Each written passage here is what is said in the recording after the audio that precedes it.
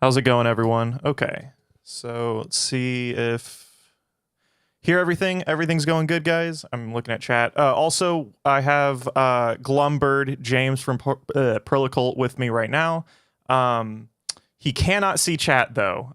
He had a power outage. I mean, you can explain what happened as well, James or whatever. Do you want to go by James or Glumbird Yeah, yeah. Prolekult? Okay, James, cool. All right, perfect. Hey everyone. Yeah, no, I had a power outage about like 10 minutes before we were about to start. And I'm sat in the dark on my phone. But hello.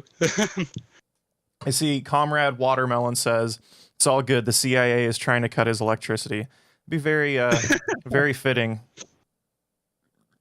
I mean, if they were, then Yeah. I'd be surprised that they didn't think about smartphones. No, yeah. So we were talking a little bit, we talked just a tad earlier. We were talking about the red, you said the red wall up north where the labor used to have like a political stronghold and stuff like that. But now people just aren't voting. Yeah. So you were asking me about in British politics, like there's kind of a north-south divide. And often it's discussed in terms of socialism, and it's not really about that. So a lot of old industrial kind of bases are in the north of Britain rather than the south. The north of Britain, Wales, Scotland particularly, is where you would have had those industrial bases. A lot of those people have for a long time been part of the politics of the British Labour Party through various different mechanisms and so on and so forth. Yeah. And what we've sort of seen since 2008 particularly is a complete disenfranchisement of that kind of demographic, often as a result of Labour councils in the north passing more vicious cuts than Tories even told them to. Man, you guys are in a really specially weird situation, right? So the United States also, we're beyond fucked too, but it's like you guys are in this really weird situation where it's completely kind of sort of the opposite of us in some ways, where we have Joe Biden. Joe Biden's terrible among almost every metric, but nonetheless there is, it's been so bad here that there is this weird sigh of relief that maybe we can get like some breadcrumbs, in the US. Yeah. But for you guys, it's sort of, I mean, you guys are just you guys are in bad shape right now. That last election was really, really bad. Surprisingly bad. I didn't expect that. I kind of did. So there's a few things here, I think. Like the US, like economically, it's not identical, of course, but to Britain at the sort of beginning of the 20th century, where hegemony over the empire is waning. Yeah. Sure. We are like, Britain is like capitalism on zombie mode. Like we export as a nation 560% of our gross domestic product in capital exports to the rest of the world. So literally just like over 5 times the size of the British economy in its wealth is earned from exploitative investment in the oppressed world. So that provides you with a really parasitic relationship to the oppressed world, but also one where shocks in the international economy mean that your economy is just fucked, right? Right. The literal rendition of like that the Leninist phrase, "No nation can be free whilst it oppresses another," because if their economy's fucked, so's yours. And then so we've got that, and then we have a lowering kind of composition of capital. And since the 1970s, when the social democratic consensus broke in both the United States and in Britain, like the Labour Party, I mean, my position on the British Labour Party, to be clear, is that it's always been an anti-working class party, even since its formation, and an imperialist party, but that, it was able for a period to give some breadcrumbs, particularly to a privileged layer of the working class, but then also to, like, in some form, like, extending that through state welfare. That's now becoming, like, economically impossible for Britain to do. Right.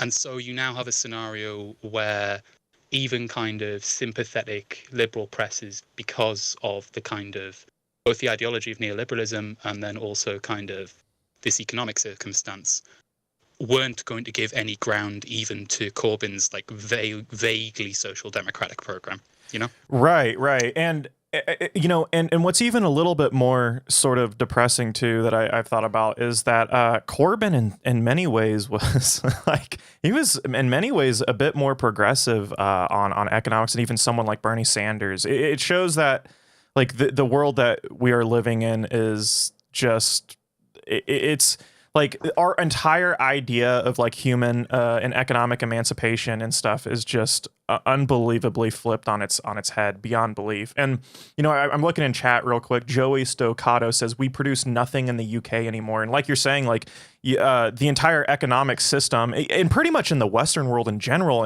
that's what it's becoming, is that it is exploitative completely. Like we're now at like peak exploitation of like the global South and other producers in the South, where you know, there at least used to be some manufacturing and the Western world and stuff, but we are at sort of a peak critical mass as far as like this global capitalist system goes. And it's it definitely poses some really weird questions. And I think, you know, I asked you, I remember I asked you, I was like, are you into theory? And I asked that without completely watching, you know, your not everything on your channel, you know, getting really deep into your stuff. And your channel, you have a very, very, I want to say like focused and structured channel as far as Marxism goes, because I think, and I'm sure you can probably attest to this, a lot of Marxism on the internet, it's sort of this vague sort of like practical politics approach where there isn't like a lot of actual theoretical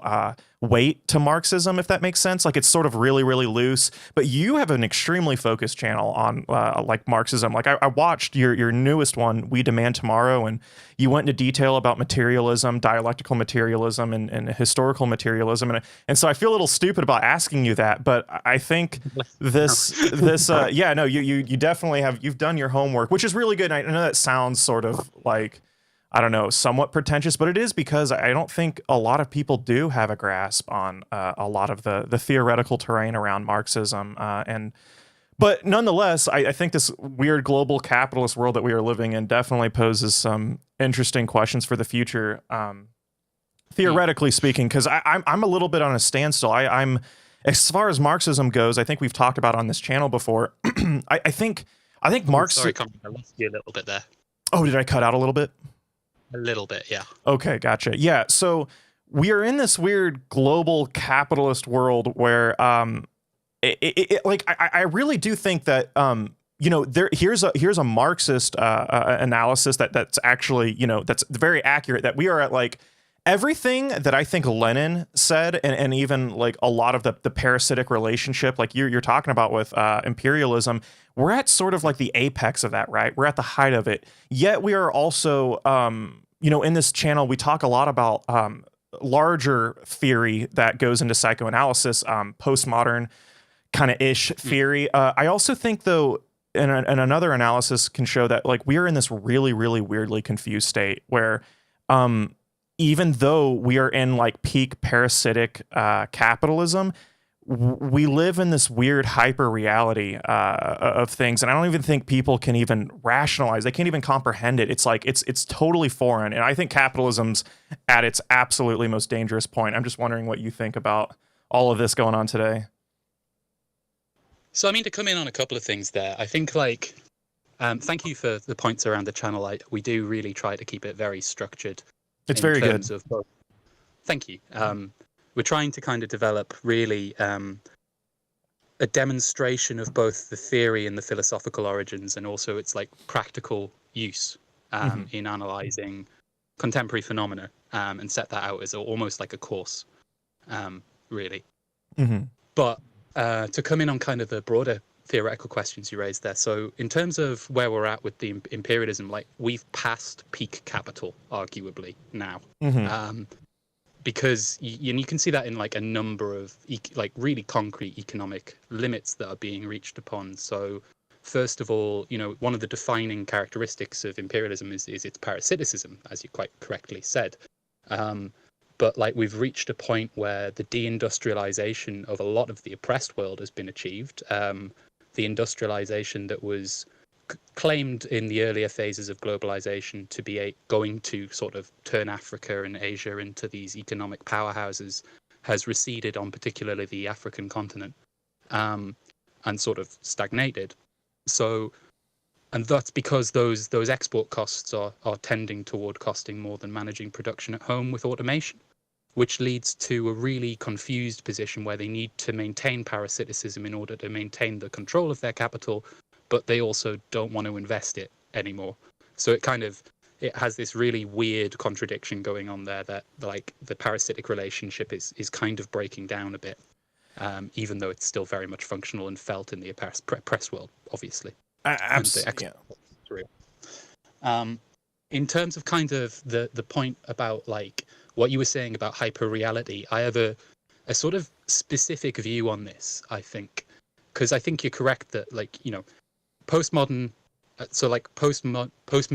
the culture of postmodernity, produces this kind of strange hyperreality where sort of historical change is transformed and turned into sort of the neoliberal grey horizon where only this can exist, but it changes constantly, right? And so historical change is thought of in terms of cultural change, like television change, musical change, even advertising change, those kind of things. Right. And I mean, like, even it's so, I like a little bit of the Fisher approach where it's so like, and this goes into Fukuyama, right, where he says the end of history is capitalism, which is honestly bullshit in a lot of ways, obviously. But yeah, it's deeper, I think, than it's deeper in a sense, as far as the theoretical lens and how we examine capitalism.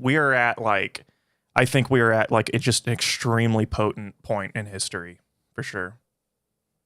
And I think we're feeling that really strangely in the imperialist nations, particularly, right? And I say strangely, not like acutely, because the violence is still very much more acute in the oppressed world. But in terms of kind of the ideological significance of a lot of what's going on, like we've come from this bizarre hyper-reality view of history where we have this end of history kind of idea and this view that this is the most advanced civilization that A, could be achieved and B, ever will be. And then all of a sudden, what appears to a lot of people to be all of a sudden is it's started to decompose in a really striking, quite quick way. And for a lot of the people in the imperialist nations, this is the first time they've ever lived through anything that kind of resembles a historical event. Yeah, no, like you're talking like 2020 and what we're seeing with the pandemic, an actual real crisis since like World War II or something like that, right? Yeah. Yep.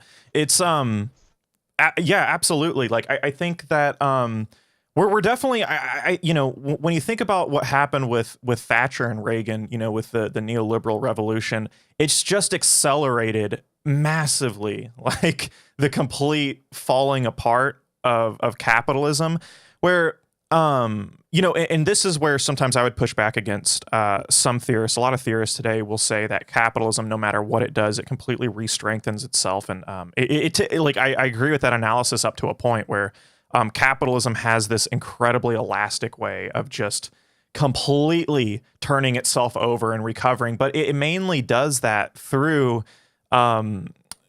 sort of like a socialized like corporate system, right? Like capitalism fails, you know, Engels talked about this all the time, where capitalism, you know, every 10 years, man, it's fucked and it needs help. And that used to kind of go away, right? I think back in, you know, post World War II Western world, where it wasn't quite that bad until neoliberalism hit. And then now we're back at sort of this almost weird post-industrial capitalism where there still is some ties to industrial capitalism. I think in a weird way, the true system past industrial capitalism in some ways was, you know, in the 40s through, you know, 60s and 70s, and then like we almost reverted back to a weird parasitic imperialistic neoliberal form of capitalism that was more innately capitalistic than what we saw with some like light social democracy and Europe and America, right? So, I mean, I think there's like all of this is tied into the processes of accumulation for me. And I think one of the big things that I hope that our channel's really been able to bring kind of into the limelight, and it's an area that I think was kind of buried in Marxist theory, or just not buried, but very rarely discussed, and only kind of discussed by the kind of people who like doing long form analysis of different kind of numerical indices of dropping prices every like 5 years, which, you know, is a market of people, but it's a very small amount of people who want to do that. And what I hope we've kind of brought back into the limelight is Marxist crisis theory, in terms of it's not a singular process, it's two distinct processes. So we have the 10-year recurring crises that we see referred to by Engels and Marx, which occur a lot, which do occur roughly every 10 years, and they are, you know, a breakdown in productive relations, a readjustment in the market, often through devaluation and interest rate cuts, and kind of a few people go bankrupt, but generally the ship is steadied, and then that is then taken out upon, since the advent of neoliberalism, that is then taken out upon state resources or redoubling exploitation in the oppressed world. And that's how kind of the 10-year crises cycle kind of works. But then there is also the kind of fundamental tendency that Marx saw within capitalism, which is the tendency of the rate of profit to fall towards zero. Now, that hints toward a complete breakdown of capitalist relations, and we came to a point in human history in the world, in the lead up to the world wars, where, you know, it seemed like that could have been there, and it turned out not to be. But how accumulation was restored then was masses of capital across the world, and in Europe was destroyed outright. So it was devalued in a physical sense, which allowed a process of reaccumulation to happen through the 40s, 50s, 60s. And then when we get to the 70s, we again find crisis coming in, and capital can't actually expand productively anymore. And it's not like, I think because the imperialist relations all subsisted through the period of social democracy, right? Like the NHS was very much founded by the British Army going to like Malaya to hack the heads off striking rubber workers. Of course, like that. Yeah. Like fucking horrible. But like after the 70s, we do see a kind of more aggressive stance, and that's kind of pushed forward through the Cold War and is used as, like, you know, this kind of aggressive approach to the oppressed world was both necessitated by the demands of accumulation and that struggle for capitalism against the USSR. But that kind of leaves you in a position now where we've had this long crisis developing since, well, I would say since capitalism began, but at least in its presence phase since the 1970s in the form of neoliberalism. And it's got to a point now where that's completely decomposing, and we have this crisis now where, since the coronavirus has hit, interest rates across the imperialist world have gotten down to 0% almost. And there's a Marx quote where he refers to, you know, the relationship between interest rates of central banks and the general rate of profit of that country. And he says that when an interest rate is lowered, then that brings with it an annulment in the rate of profit. So every time an interest rate is lowered, you're actually in sort of recording the lowering of the rate of profit and moving the economy to that sort of phase. So this is the phase of accumulation before zero, just before zero, the very kind of peak capital moment. Yeah, and I mean that's scary, but it, you know, even aside from a purely Marxist economic lens, it's what I mean, that's, you know, it's an extremely concrete and structured way to look at it. But there's even more signs of, you know, like the trajectory of everything as far as, you know, how many different crises we have going on, right?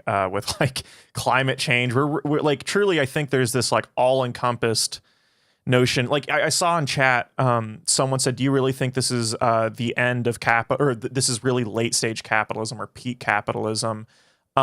And yeah, everyone has been saying, you know, late stage capitalism. I think someone quoted someone in the 1890s, a theorist, but I don't know.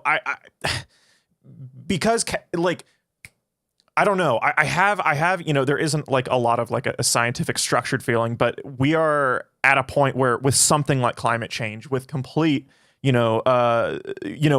a pandemic, with viruses completely mutating. We're at so many different crises. God damn, I don't know what the 1930 or the 2030s is going to look like, right? Truly, like we are in like, we could have overstated, the end of capitalism, the end of, whatever the world that we live in prior forms in history. But God damn, man, right now it feels like there's something a little bit there's something extra going on. Yeah, and I think like what I would say about that as well is because when you say the final breakdown of the capitalist system, like there's a lot of, it's a grand term, right? People Right. imagine like this definitive historical rupture that we're going to experience. And actually, historical progress has never really worked that way. And responses to crises never really have. Like, if you look at the kind of analysis of the historical period where we transitioned from feudalism to capitalism, there's an argument, and I think a very well put argument, to say that the transition from of a decayed feudal order that wasn't functioning, which was in the grips of a never-ending crisis, that was its final crisis, but played out over decades and centuries. It took a long time for that system to then break down. So you can arguably say that the breakdown of feudalist relations took about as long as feudalism itself, right? That's an argument that a few historical materialists utter.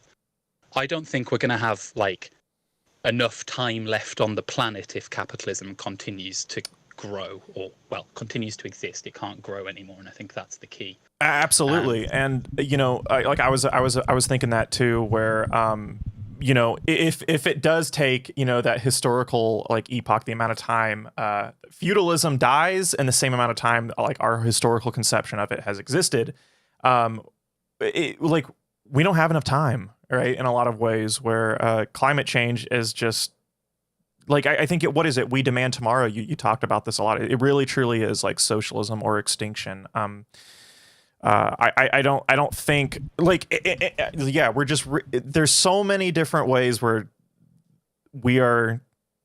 Yeah, it's almost boggling. I don't even think about it, but I'm talking to you about this, and it's just like trying to go through all avenues in which this weird period that we are in. There's so many that it's hard to count. I think the way I conceptualize it, and I find this, it might not be helpful, but I find it kind of helps orientate me, at least, is that, when I say socialism or extinction, I'm referring to kind of like we're at a point where we can choose between two different types of transition phase, right? We can have all of society transition organized from capitalism to communism through a period of socialist transition, right? With socialist states, the means of production owned in common, which we would try and build toward a new mode of production, which is restorative to our earth, which is restorative to the peoples of our earth, and enhances nature rather than extracts from it. And that's the socialist transition. Right. Or we can have the transition of extinction, which may take as many years, and the transition to communism could take hundreds of years, 100 years, I would say, so longer than that even. Mm-hmm. Whereas the transition of extinction could take as long. But we're at the moment where we choose between those two is the key, I think. Like, once we've embarked, there's going to be a certain point where we can't step back from the extinction process, right? And it will still take a long time, but it can't be stopped at that point. And I think that's the important point. We're at a moment where we can choose between what kind of historical transition we want. One to nothing or one to communism, basically. Yeah, for sure. So you have definitely have a humanist tonality to this, where like it truly is going to be, maybe like an existential tonality as well, where this is truly going to come down to like human choice fundamentally. So I don't know. I'm definitely so. I think in a lot of ways, I truly. Yeah, so you have a truly like I take it you have a more Marxist or Leninist approach to how we get to like a socialist state. Yeah, I assume. Do you mean in terms of the Vanguard Party? Yeah, like vanguard politics, or like the necessity for like revolutionary Marxism at just about every point. Yeah.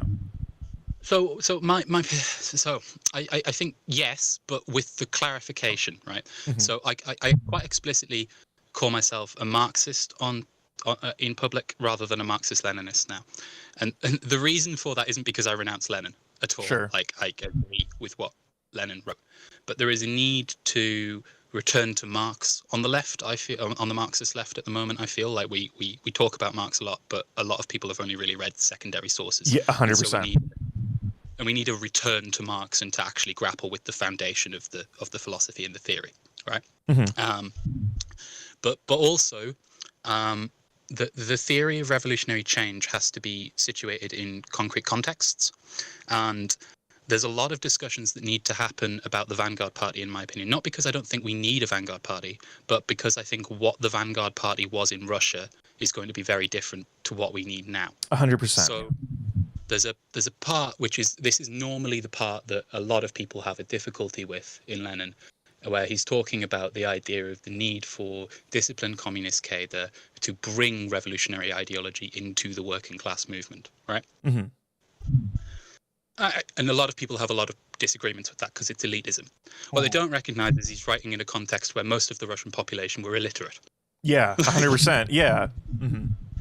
And that, I think, is an important context in terms of how we consider that, because what the Leninist framework was trying to do was to build toward enabling what Marx was describing as a communist party, which is a party for the self-emancipation of the working class.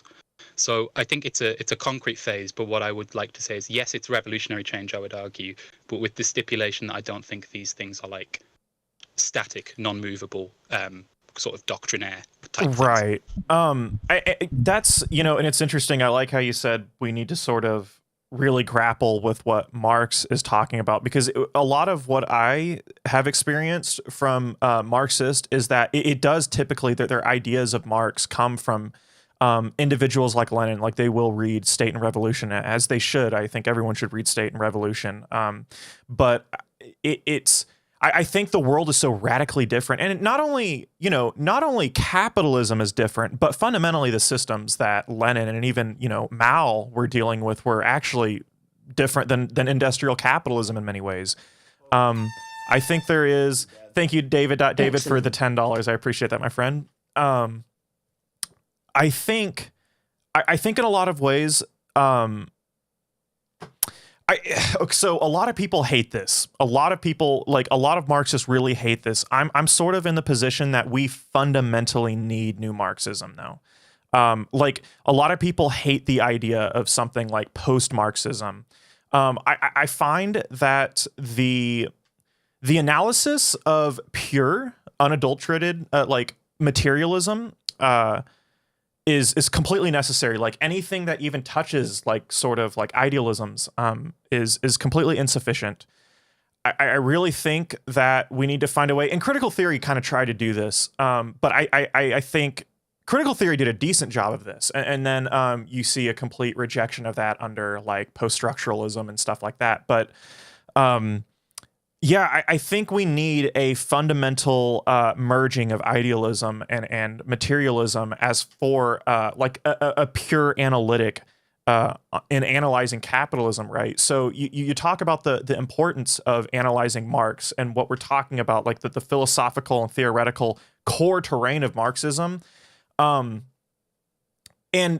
that's important, right? We sometimes confuse Marxism for prescriptive politics, right? Oh, like Marxism is just like socialism, but no, Marxism is an analytic, and the fact that it is an analytic it is so powerful in that way, right? We can come to conclusions based on that, but I think in some ways we do need a new analytic, where I think materialism can't quite grasp all of the weird nuances of this weird like this advertisement capitalism that didn't quite exist. Like there's the realm of the realm of semiotics, right? Studying the relationships with images and signs and symbols.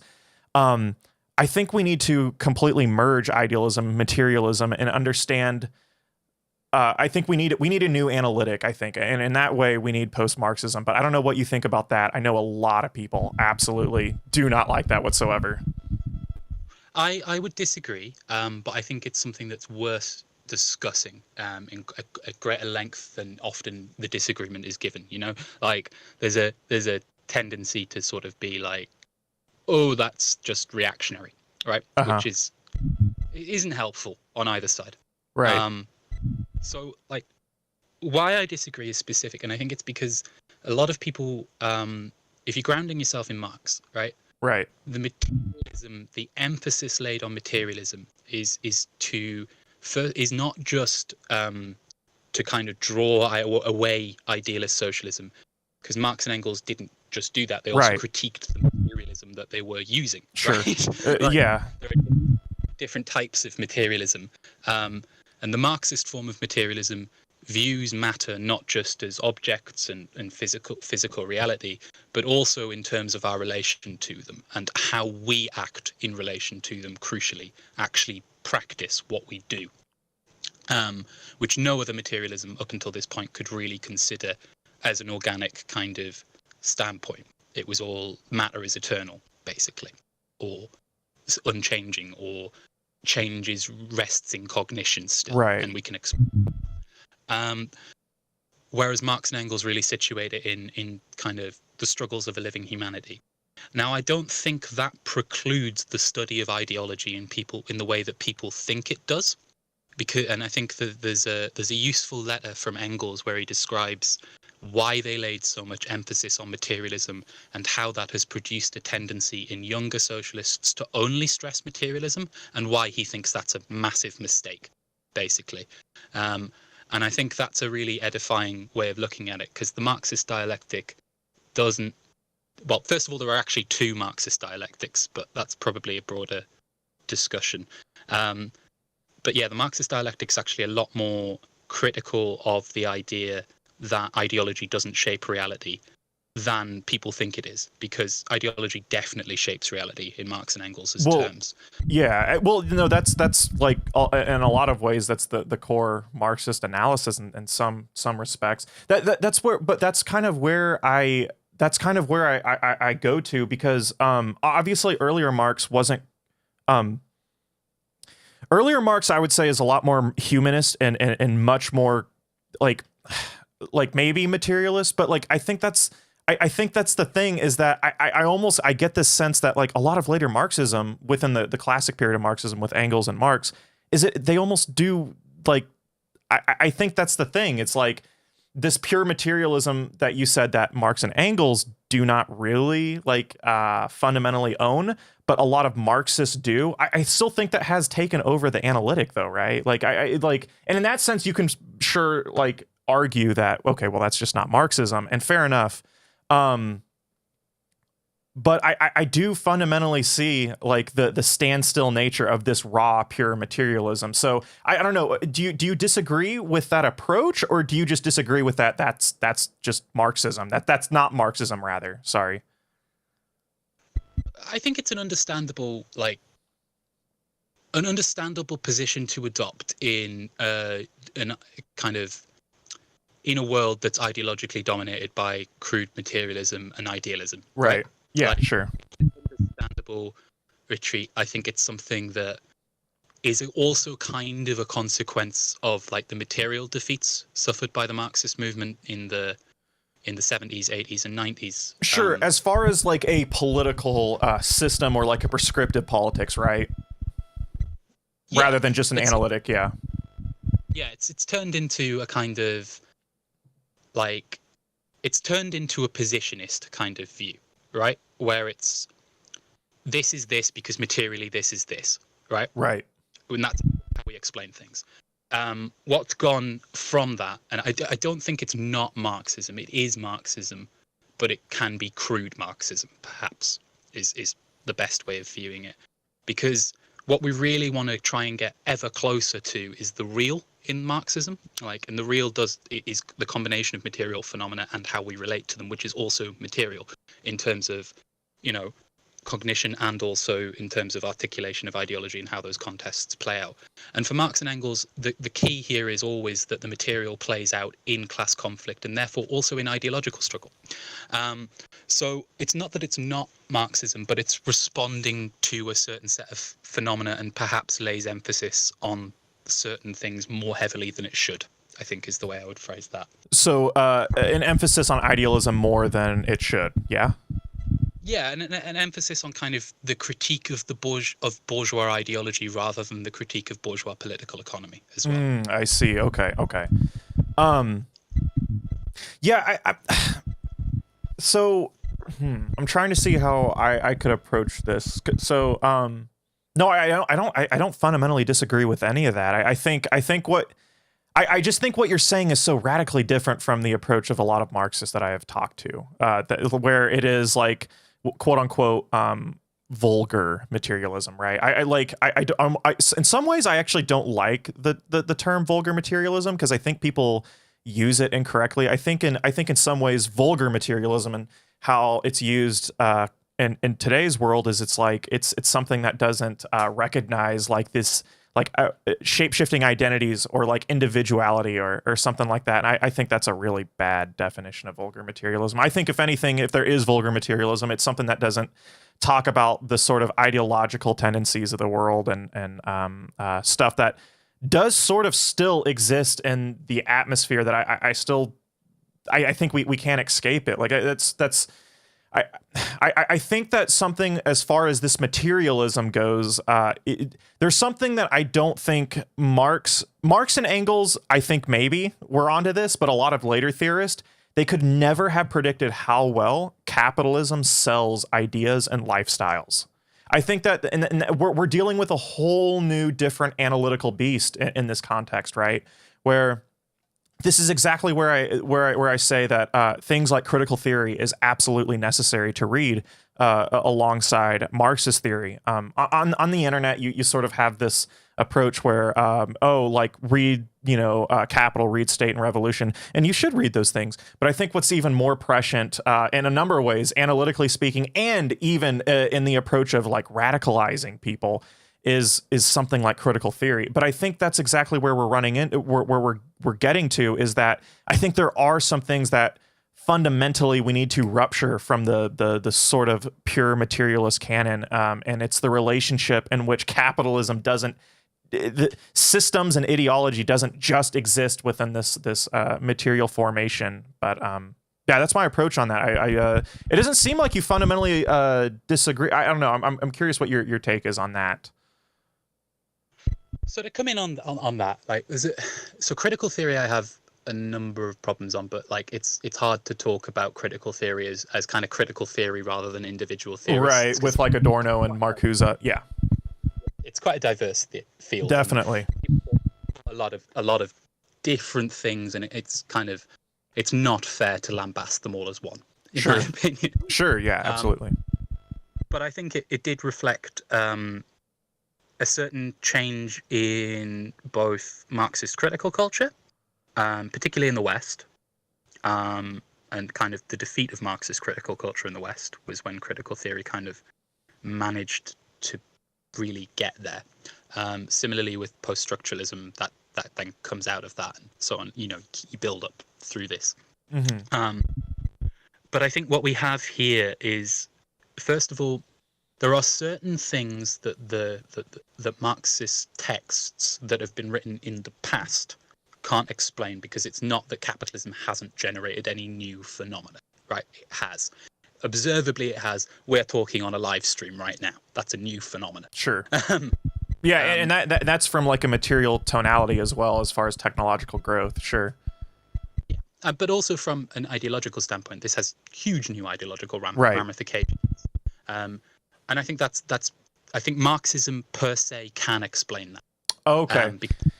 It's about how we relate to a thing, right? Yeah. So, concrete relation, the way in which the internet is ideologically changing things is, in my opinion, explainable from the way in which it changes the material way in which we interact with texts. And how something like the internet ideologically comes from a very material formation. right? Yeah, yeah, I apologize. I apologize, James. I think you have some crazy. There's some like really weird coil whine sounding in your phone, or there's some whine, or I don't know what that is. Is there anything I can do about that? You sound good now. You sound good now. It was just sounding very, very like it's coming back again. I don't know. Do you guys hear it? It's very loud on my end. I apologize. No problem. Just thinking what I can do to rectify. Yikes. Sounds good now. Okay, now it's going back. It sounds like it's being brushed against something. Okay. I'll see if I can hold it phoned. Is that any better? Yeah.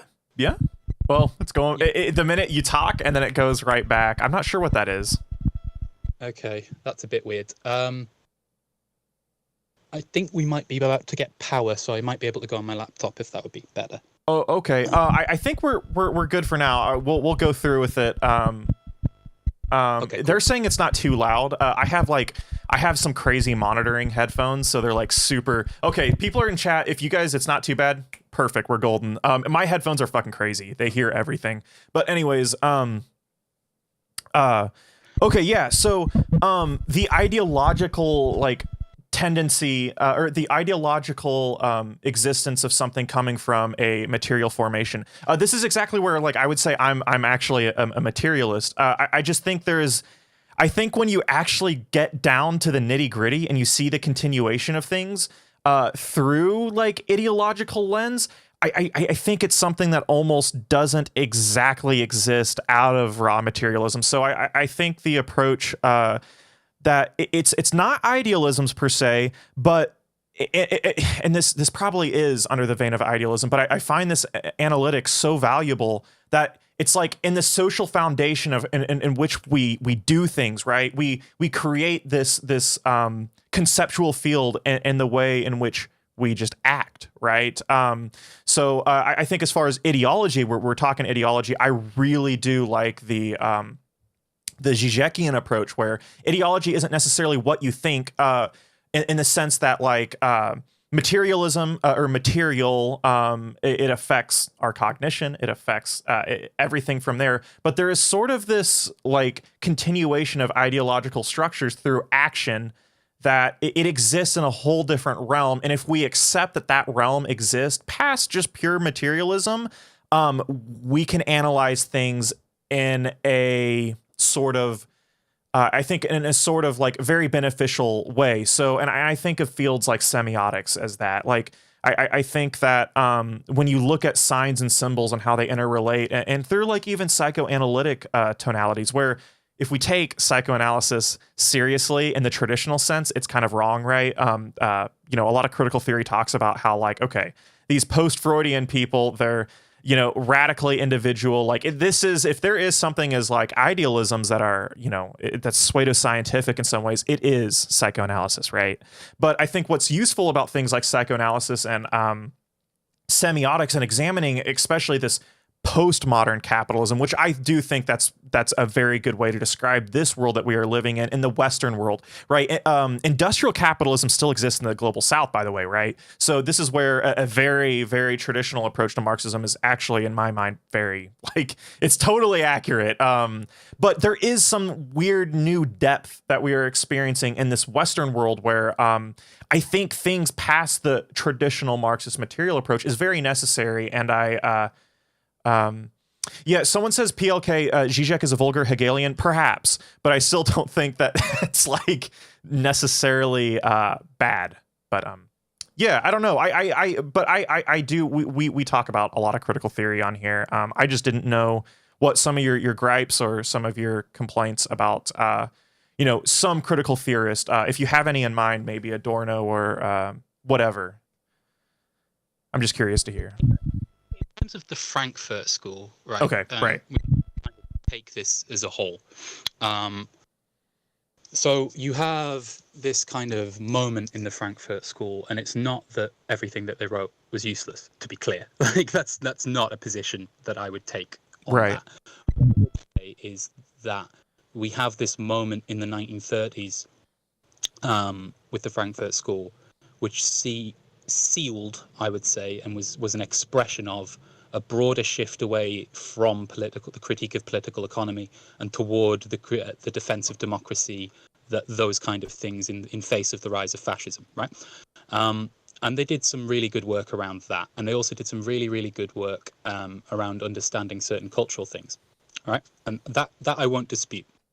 What I will say is it came to an unworkable politic, and it led to abstention and also condemnation of proletarian forces in a number of instances, which is really quite bad. I mean, Adorno was one of them.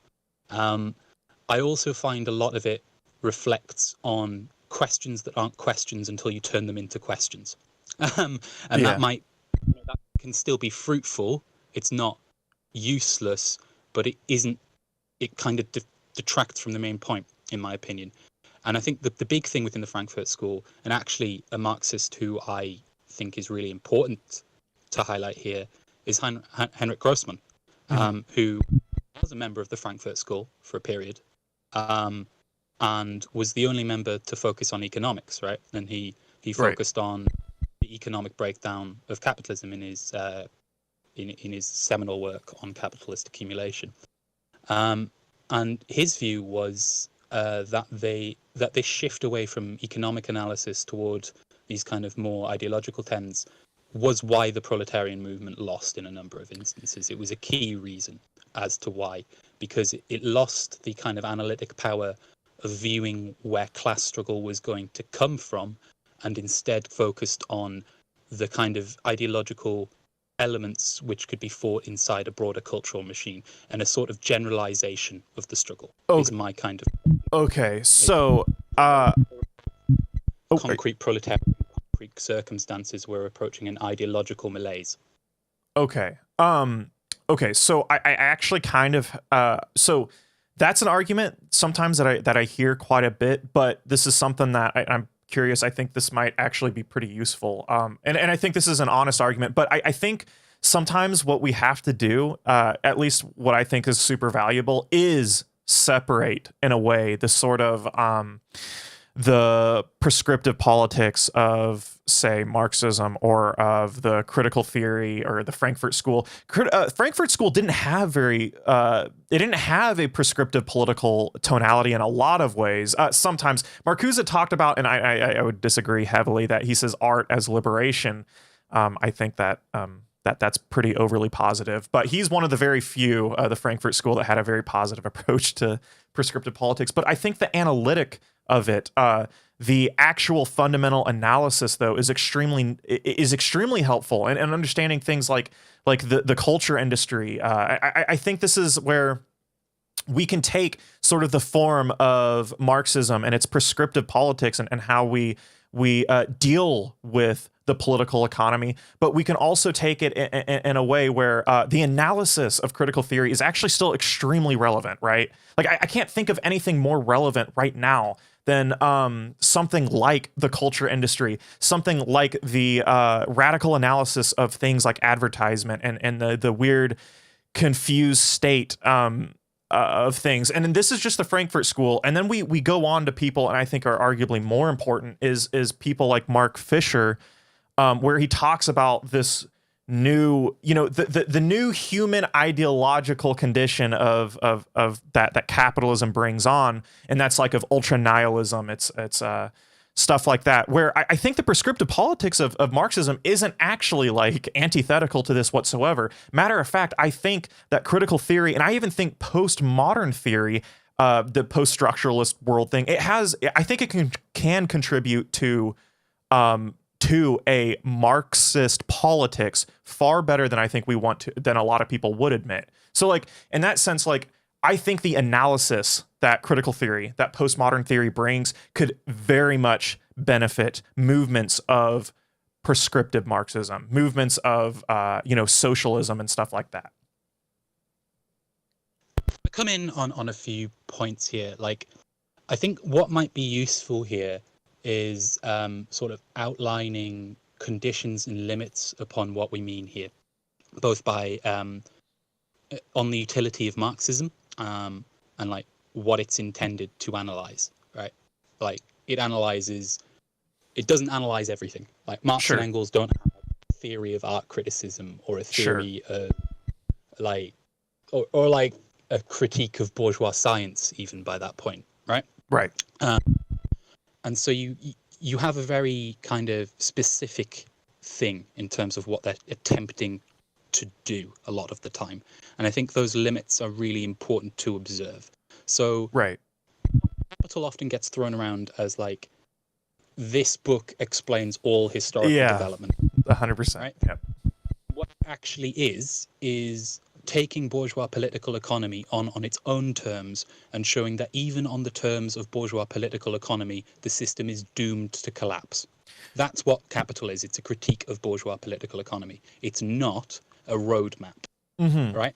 It has a lot of very useful, and it does describe how capitalism actually functions from that critique of capitalism, but it's not setting out this is how capitalism will always function. It's not setting out that these exact patterns of accumulation, where he mentions them concretely, are going to be the exact patterns we see everywhere.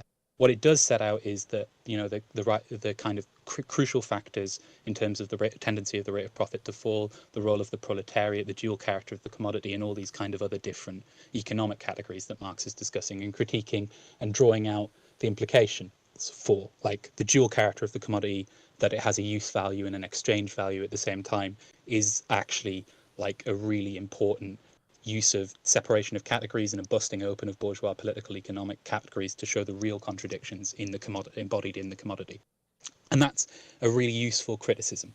Similarly, you have things like Marx, the philosophical notebooks, and what Marx and Engels are attempting to argue in the economic and philosophical manuscripts is to situate themselves with a theory of practice, a theory of revolutionary change, right? Right. Not trying to say that we always need to return to the critique of Feuerbach, right? Right. Like, Yeah. What we do need to say though as well is that the analytical method produced by Marx and Engels was only part of the project that they intended to do as well. Marx, I don't know how well known this is, but Marx initially wanted to write a series of books similar to Capital, critiquing things like art as well as political economy. Political economy was one of 8, I think, that he wanted to do. And he didn't. He only got capable. He was only able to finish political economy before he wasn't even able to finish political economy, unfortunately. But so that shows that there is a need to investigate these things. Marx himself planned on it, right? Yeah. 100%. I think that's sort of my when I examine something like Marxism, that is sort of my when I examine Marxism and I look at the world now, and I can compare and contrast to a lot of like a lot of later theory and stuff like that. That's sort of what I find. And I think that this late Marx sort of, because I think in some ways Marx, I think, would you say it's accurate to claim that a lot of later Marx, perhaps, not a return to Hegel, but I think he appreciated some of the more Hegelian tonalities of his original work. I think. Because I think in a lot of early Marx and Engels, they kill the father Hegel in a lot of ways, as far as pure idealisms go. Because Hegel was like the greatest idealist ever, right? But I think that there seems to be like this kind of standstill. Okay, how we approach the foundation of Marxism, where I do think though I really do think things like critical theory and post-structuralism, it gives us newer avenues as to analyze the monster that capitalism sort of is, the political, the bourgeoisie sort of political realm, as it were. But I do want to respond. Dialectical vegan egoist, he put in chat, but how does critical theory benefit society, or by giving them tools to change the socioeconomic reorganization of society? It hardly gives actual tools. That's like Adorno, a lot of the Frankfurt School, they're doomers. They kind of just like accept defeat, and I think that's something where Marxism sort of comes in. It's a more positive politics that gives us something that we can, an organization of a new prescriptive politics, right? But I think an analysis that is able to articulate some of this new weird emerging forms of capitalism is extremely beneficial. I think in some ways, I think critical theory. I think Glumbird, or James, I'm not sure if you think, I find things like critical theory more capable of in many ways radicalizing people and at least showing the danger, the totalitarian nature of capitalism in this Western world. I think they're able to put that in words and relevance that is actually more relevant than Marx and Engels. And that's not necessarily their fault, right? They lived and that was like peak industrial capitalism in Europe. But I think an analysis that looks at America or other places through a later lens in the 20th century and even things like Mark Fisher in the 21st century, I think that's incredibly valuable. But obviously, something like Marx and Engels, I think they do give us extremely good tools in approaching how we approach politics, right? Rather than just the pure analysis. So to come in, I think I do disagree with you quite strongly on the idea that critical theory is more relevant than Marxism.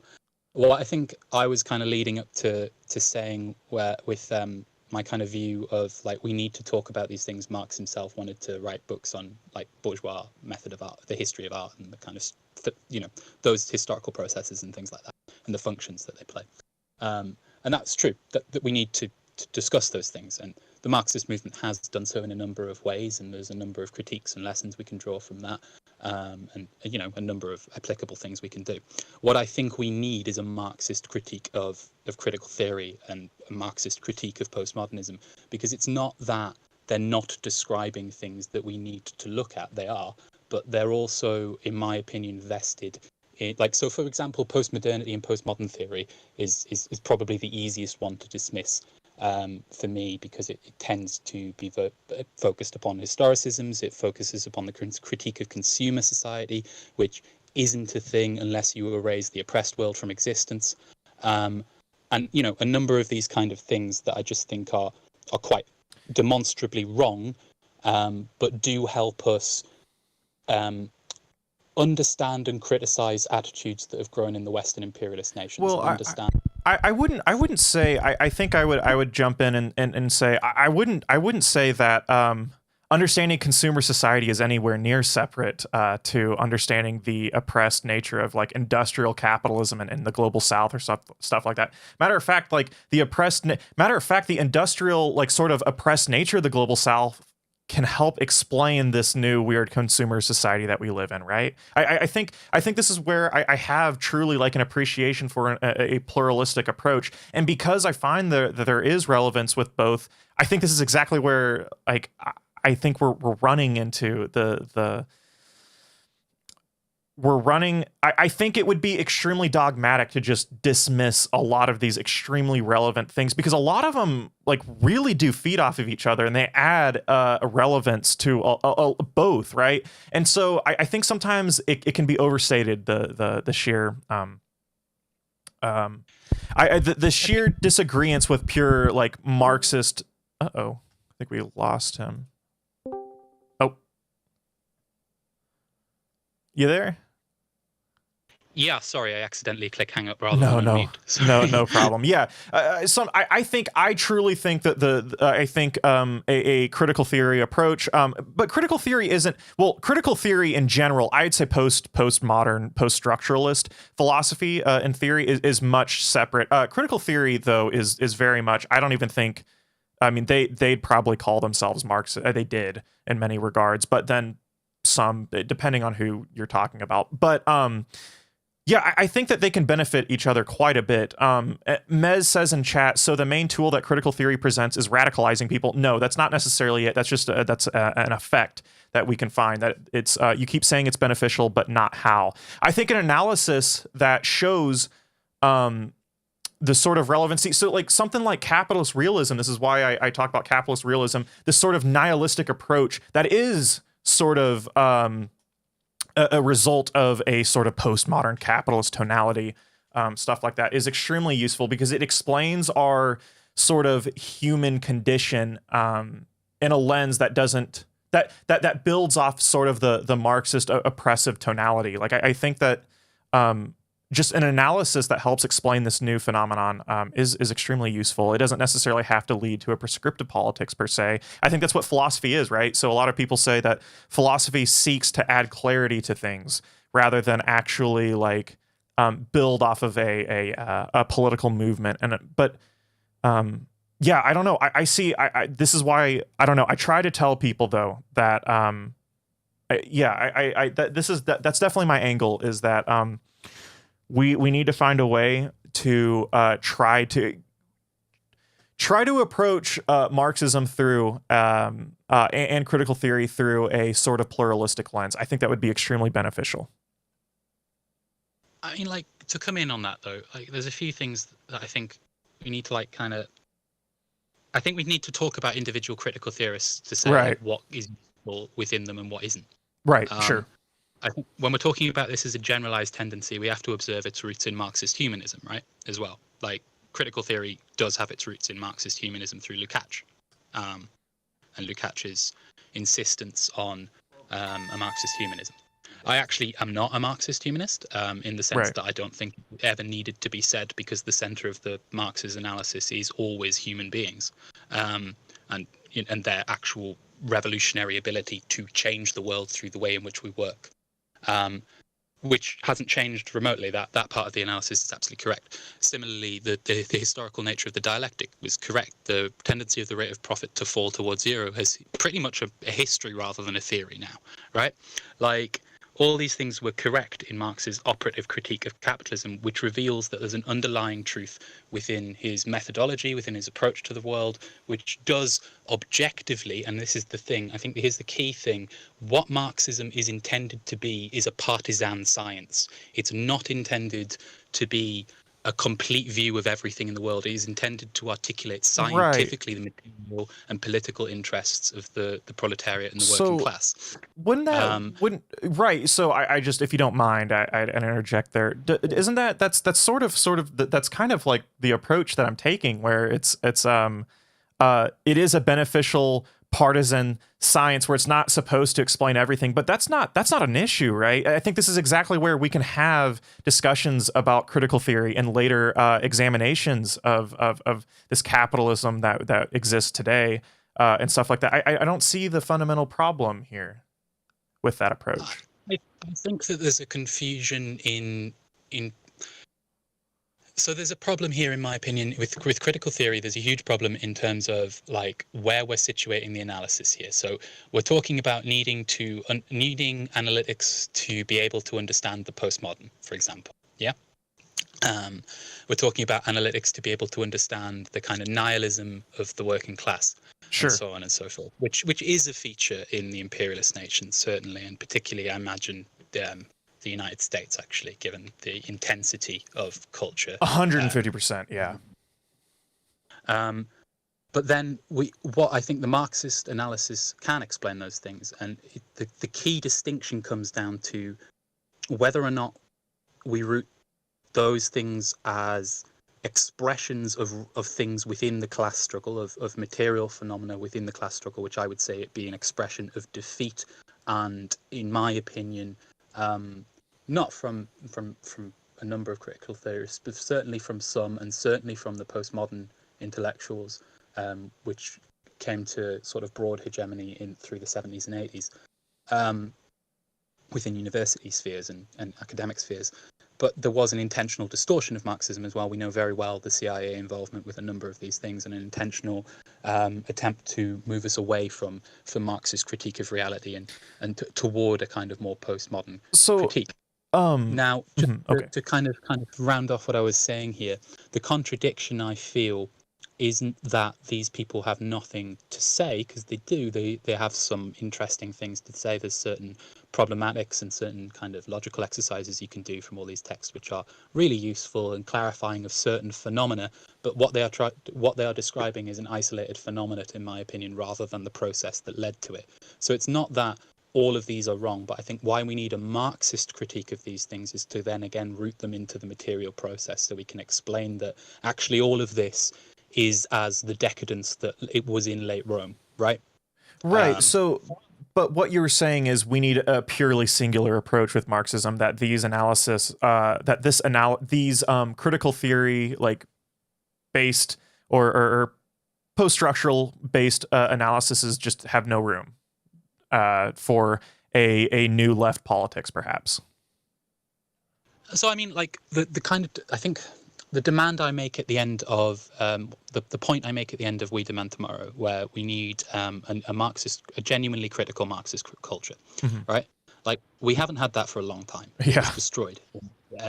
Arguably the 70s in the imperialist nations, arguably the 60s actually, right? And arguably the 30s in some places, but yeah, we don't have that. Like it's not that they have no room. It's but like Marx didn't come up with the labor theory of value, for example. That was Adam Smith. Adam Smith first observed that labor is the source of value, right? Marx developed a critique of that situated it as a real historical process with class interests within it. And it's not that we can't do with them, but we need an operative critique. Okay. Okay. Okay, so you would have like, so take Prolekult's second film, A Dying Culture. We often get Mark Fisher discussed in relation to us because we actually we use a quote from Jameson where Jameson says, someone once said, and then it's easier to imagine the end of the world than it is to imagine the end of capitalism. Right. That which is often attributed to Fisher, is also attributed to Zizek, and also attributed to Jameson. Yeah. And I can't find out who said it because they all reference each other. So yeah, that quote. And we get compared to that quite a lot. The substance of A Dying Culture is actually drawn from a critique of Jameson, in that I think Jameson's understanding of finance capital is really quite bad.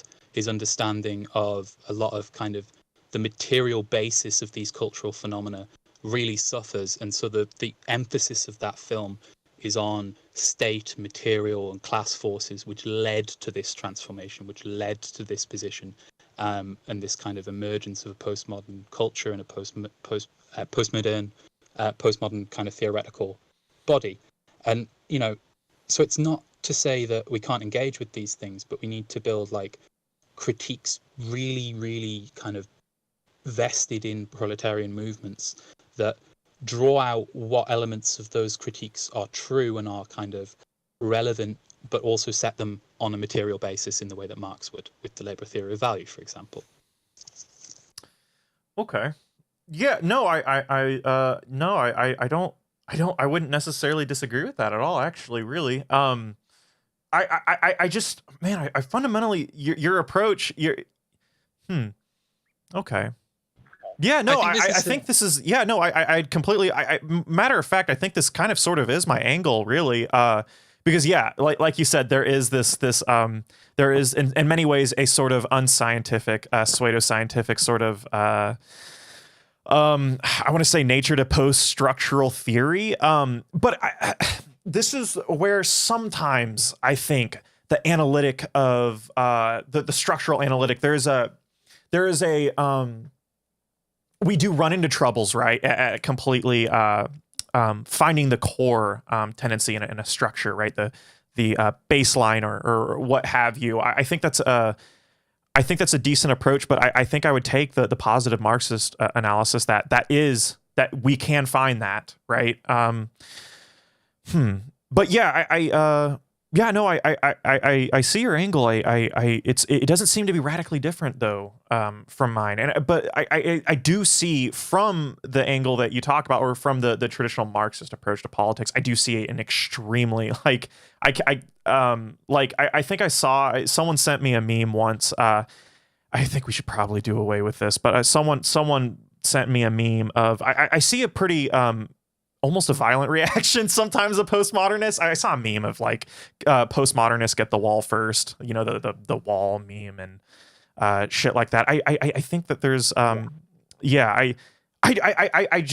fundamentally find that like, what the fuck, not saying that that's your approach or any actual like true good like valuable Marxist approach. But I do see a lot of antagonism towards these ideas, and it's always kind of confused me when I contend with them, because I do find them valuable and not necessarily truly like massively antithetical, the ideas themselves to Marxist analysis, right? Like Foucault and Derrida were very much like they did not like Marxists in a lot of ways, but I find power dynamics to be extremely useful, but I also think you can fundamentally come to these conclusions through a material analysis through the world. I think that's why, like, we are not done with Marx, and we can't be done with Marx. To even possibly say, right, I even like a mental exercise that I've done is like, okay, let's say that like even Marx doesn't completely articulate the position, the world and the dialectical movement forward. It doesn't matter. Like that's almost irrelevant in a lot of ways. That the future in so many ways has been shown that it is actually based in a socialistic sort of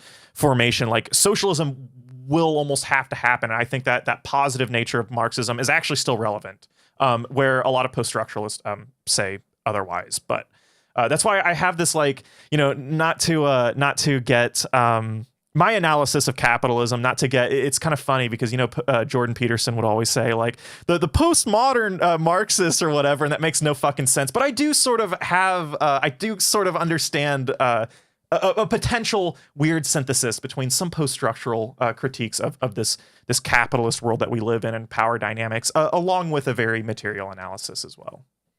That makes sense. I see where you're coming from. I think the distinction between our viewpoints is that, right, so a lot of what we're talking about is stuff that's been developed, like the kind of critiques you're talking of, in terms of the relation to postmodernity, like postmodernists get the wall and all that kind of stuff, right? Yeah. Right. That's come from, quite ironically, from Jordan Peterson's, what he understands postmodern Marxism to be is good.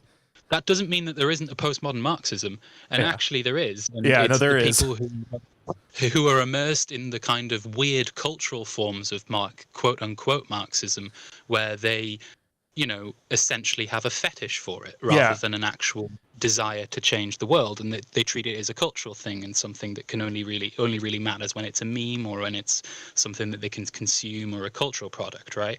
And they have a communist T-shirt, for example. No, I want to interject. I do want to give you credit, because this is exactly where this is a big problem that sometimes I have. You said this actual existing postmodern capitalism does exist, and it actually there's a fetish of like Marxism as an idea and like an aesthetic, right? I don't know. I wouldn't traditionally engage in a lot of very like hardcore Marxist like, I want to say like channels, like or content creators, but yours is just extremely good. I think you are easily the most focused Marxist thinker I've seen on the internet. That's actually why I just wanted to give you credit. I don't mean to interrupt or anything, but thank you very much.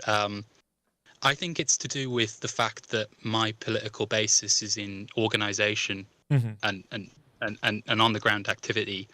And that's how I learned Marxism, and that's how I came across Marxism. Because what a lot of kind of more limited views of it are actually derived from is from screenshots of books, from little tidbits, and from other people's reinterpretations of Marxist texts. And actually, a lot of the time we spend discussing Marxism on the internet particularly, we end up discussing like a particular bit of State and Revolution and simplifying it down. Right. The labor theory of values explained in one video, right? Mm-hmm.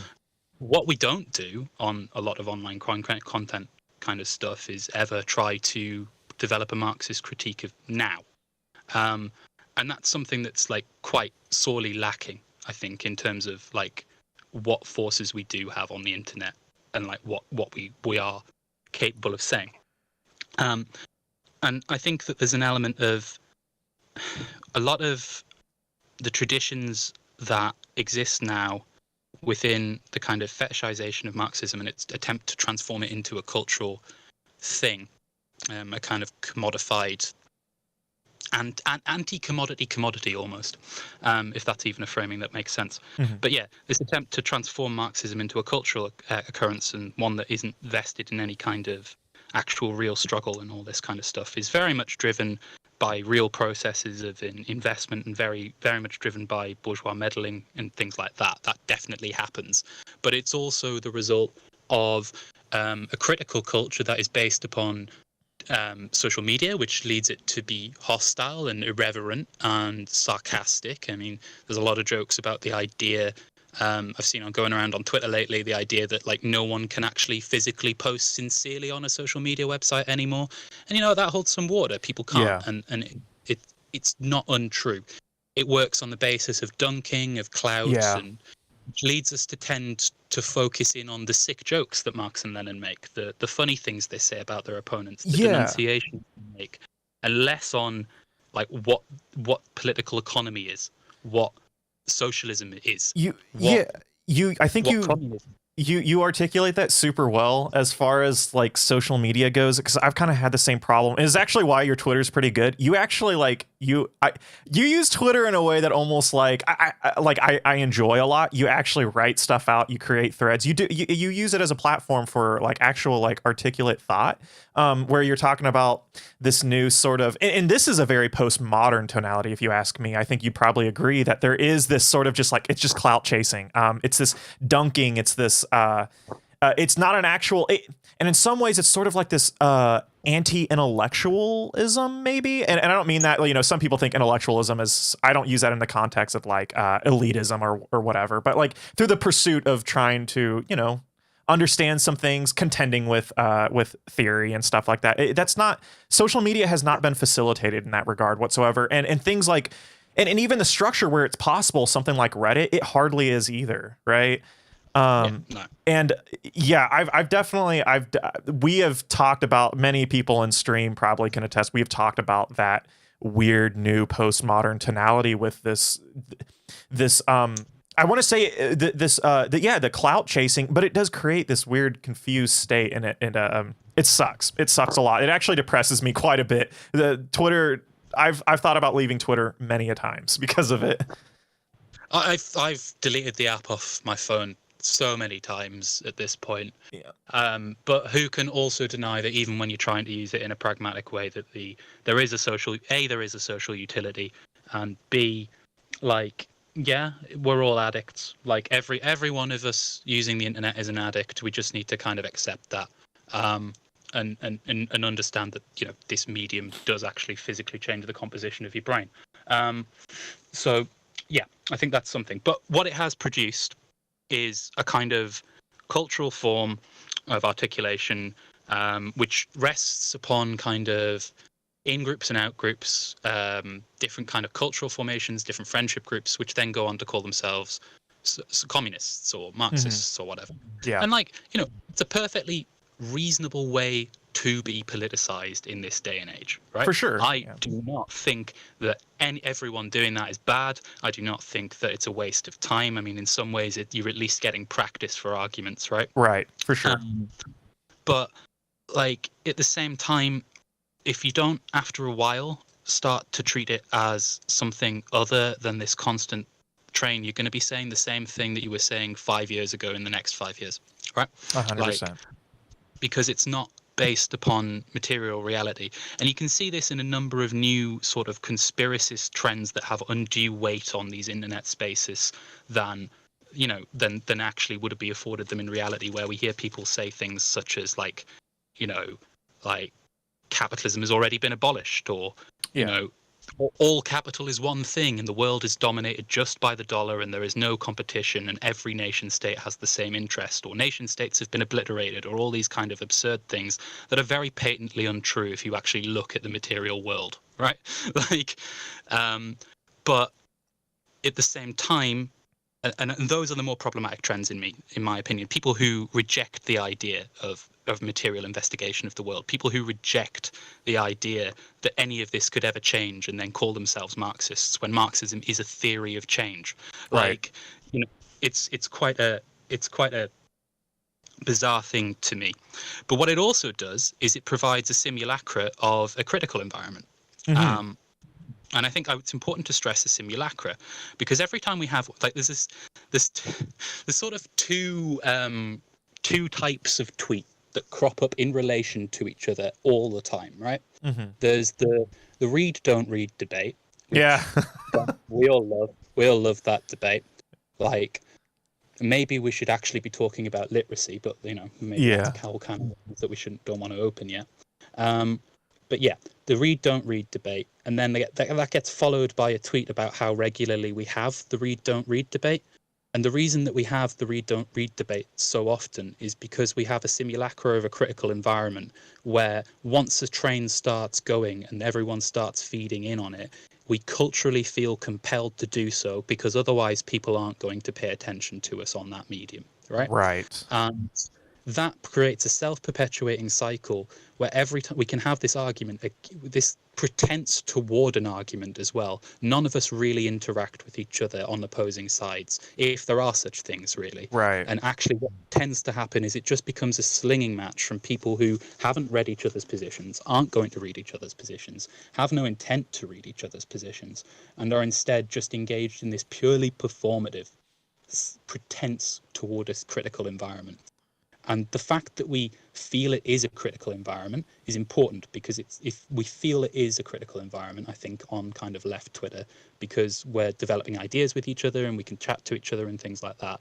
And then we mistake that for an actual debate sphere that actually can advance thought, and it can't, because it's a very limited form of debate. Right, on social media, it's a very set pattern which limits the amount you can type, which limits the amount you can actually say, and so on and so forth, that then produces these kind of performative, like, appearance of criticism, but without any actual scientific depth. And Right. that produces a quote unquote postmodern Marxism, in the sense that it produces a Marxism that claims to be a science whilst actually upholding none of the critical standards that should be applied to science. You put that in language better than I could even, like, I don't know, chat. I don't know. You put that perfectly, and you said it in the best way possible. But I think, and you said it does create this postmodern tonality. I think that's actually sort of where I think that's why in a lot of ways the analysis of something like social media is a bit Baudrillard. Like I think the Baudrillard sort of has a relevant nature, especially when it comes to social media. I think, you talk about the simulacra, but yeah, it's not to say that this isn't described in it can't be described in a very materialist form or a Marxist form, especially through the actual profit incentives and the psychological tampering that they do, quite on purpose. I don't know. You described that so well, though. That was very good. Thank you. It's something that's actually been frustrating me the last year. I don't know. Same. It's gotten worse since COVID. It's gotten way worse. And I just hope you're all okay out there, because it feels like you're pouring a lot of really personal emotions into communist shit posts, and I don't know if that's good for you. Oh, are you talking about me? No. Just the left online in general. Oh yeah. Yeah. It feels like people are kind of pouring a lot of their emotions and their problems that they're experiencing because of the crisis into these things, and I just hope you're all okay. Yeah, 150%. This is yeah, I've noticed I've noticed that. I think that's where a lot of I think that's where some of my personal frustration with the sort of, I think you can describe that, like you said, this postmodern Marxism. Ironically, we're talking about this. I shit on Jordan Peterson all the time, but I think he uses it in the most dumb way. But I think it is kind of true that there is this sort of postmodern Marxism that exists in sort of this subculture on the online left. But it's true, and I think in a lot of ways, I think, like you said, I hope you're okay. I've thought about it a lot too. It feels radically miserable. Right? Doesn't it? It feels like just utter misery. That's what I get from it. And it just complete suffering. And it's it just comes out in really bad ways on the internet. And actually it really sucks. It's very depressing. Yeah. And, we have this kind of pseudo cultural phenomenon of doomerism. Right. Exactly. And I think it's a difficult thing to do, to look at the real problems in the world, the horrific number of them, and retain positivity. But I think you can do that, and I hope you can do that by really proletarianizing your thought, frankly. That's my attitude to that, is like, things are bad, but if you have faith in working class people to liberate themselves, which you ought to, because we all have historical agency and together we are much stronger than they are, like, that can really motivate you and get you out of that miasma, and hopefully be able to look at these phenomena not just as worth shattering problems, but also as opportunities for a revolutionary rupture, right? Like, Right. that's how we should be viewing this time. Capitalism is going down, and that's awful, and it's going to lead to so many different, like, aching contradictions and horrifically barbarous acts in the name of retaining this system and Right. keeping it in place. I mean, it is doing that objectively right now. It is. But, like, at the same time, people will only take that so long, and the class forces will realize themselves. We never have to sit there and think, will the working class resist? The working class will resist. The question is not that. It's whether or not they'll win. And I think we all need to get that through our heads and use that to really dispel that kind of force.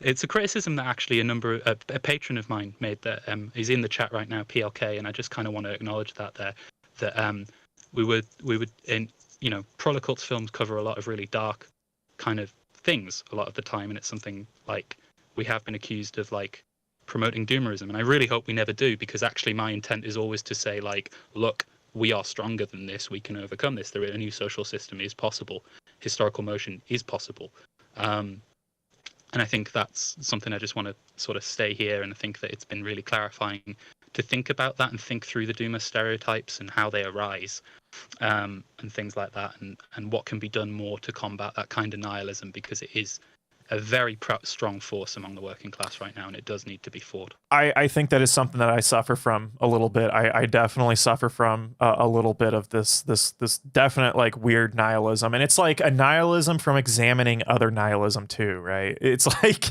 it's that everyone's nihilistic, and it's like, well, not everyone, but, like, you know, there is a very wide nihilistic tonality, and it's hard not to sort of mimic that whenever you analyze, you know, this world around you. But no, I think that's you know what, I think I'm going to apply. I think that helps me a little bit. I think you put that in very good words, and I will probably have to think more on that, because I do find myself in very, very nihilistic headspaces around this. But you are right. I think there is, like, if there is something that history shows us, is that there is historical agency in a lot of ways, and that I think that organization is incredibly important no matter what. And luckily, I will say, maybe in a non-nihilistic tonality, it seems like organization, though, is getting better in some lights, right? It may not be in the traditional Marxist approach of organization, but left organization seems to be, especially in the United States, getting a lot better here. You know, it's mainly within the lens of maybe social democracy, stuff like that. And obviously I mean, social democracy is not adequate at all in the long term. But I think in something like the United States, that's actually kind of a big deal. Like, that's a very big deal. The idea that social democracy is starting to become mainstream. I don't know about you, but I know some people say that that's equally as bad as it is good, because if you have sort of the accelerationist viewpoint, you could see how social democracy would curtail revolution or stuff like that. But nonetheless, stuff is happening, right, as we speak. I agree with the position that social democracy is bad, in the sense that, right, not just kind of that view. I'm not with the accelerationists, to be clear. It's more, right. It's more the fact that it's funded through imperialist exploitation. Sure, 100%. Right? Yeah, that's my primary concern. So, like, the NHS in Britain, you know, at the same time that was being set up, the Labour government in power were more rapacious imperialists than any government that had ever followed them. Raided the colonies on such a scale that it's actually quite hard to communicate. India, Ireland, Malaya. You guys have an extremely special relationship with that. Like, I mean, the British Empire is arguably the most. I mean, I'm sure you wouldn't disagree, but I think the British Empire through history is arguably the most, you know, not to use a moralistic tonality, but evil force that has, like, existed, right? Oh God, yeah, no, fucking horrific. Like, yeah, horrific. The United States is awful. Don't get me wrong. Right. Like, US's hegemony's not been better per se, but it has been shorter. So yeah. But what I would say there is like the social democratic element in the kind of the 40s was the imperialist element, right? Like, and it's not so much that it delays revolution as it bribes certain sections of the working class to support that imperialist plunder, because their short-term gains are very much rooted in it, and they share a common material interest in that sense, right? Right. And you have conscious and unconscious elements of that. Like that, there are conscious elements that know that, and there are unconscious elements that don't. And I think it's important to separate out the two. And this is why I think just charging in and calling social democrats reactionary is wrong.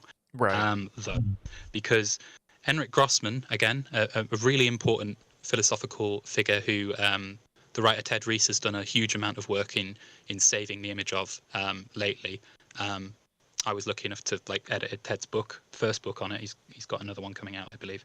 But yeah, Grossman was writing at a period when kind of like he was trying to explain to someone in a letter why social democracy held sway, and because because you can vote for it within the framework of the system, right?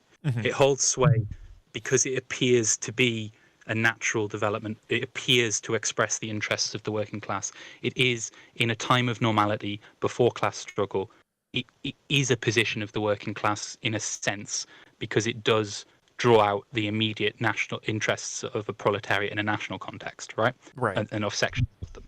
And that does show that people are thinking of a better world. The key for me is to then how do we convince people and persuade people that not only is social democracy at this point, in my opinion, economically impossible for capitalism to achieve for a number of reasons, but also like if it's kind of springing up, how do we persuade people that it's reliant on imperialism and actually we need to like combat the whole thing? Otherwise, like, you know, and you can see that in state welfare in Britain, okay? And I think this is something that needs to be said. Like, we have a much more comprehensive form of state welfare than you guys do in the US, right? Right.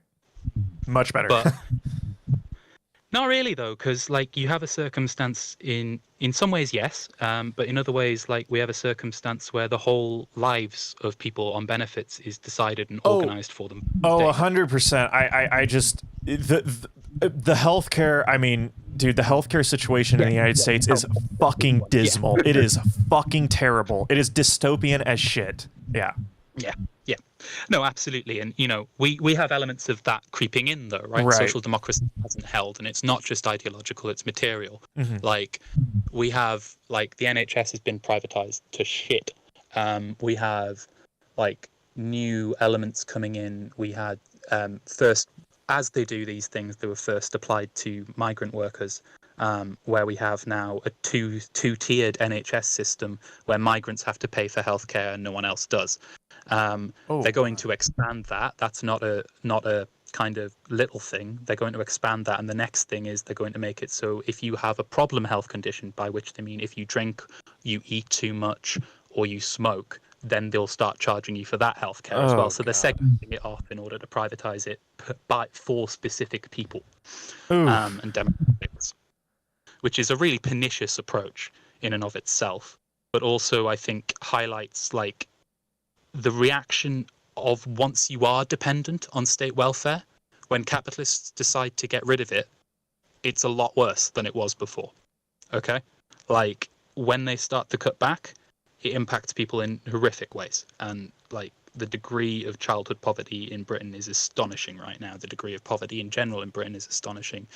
The fact that we have the highest COVID death toll in the world is quite revealing too, I think, from the standpoint of how good capitalist healthcare systems can be, even if they are nationalized.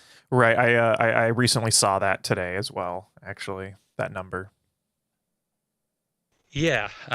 What's astonishing about that number is kind of something that, yeah, not to go into it in too much, but it's something I've highlighted quite a lot over the last year, is that is overwhelmingly disabled and elderly people as well. Yeah. But yeah. So yeah, social democracy, I think, you know, in terms of the political, in America it's big because it represents a big ideological shift, right? Yeah. I agree with that. But the question for building a movement forward, I think, is how do we then convince people that they're being lied to, essentially, with a myth of an equal society that is founded on the exploitation of the rest of the world.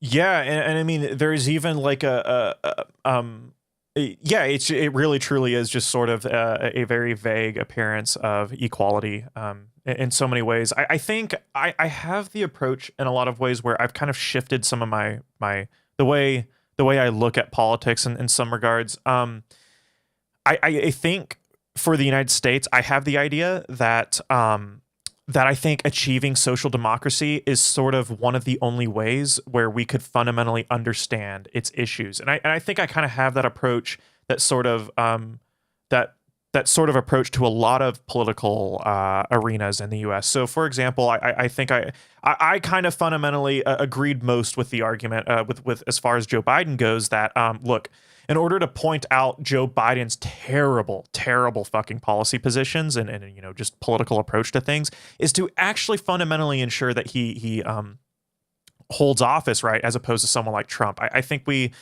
getting outside the theoretical lens of things, but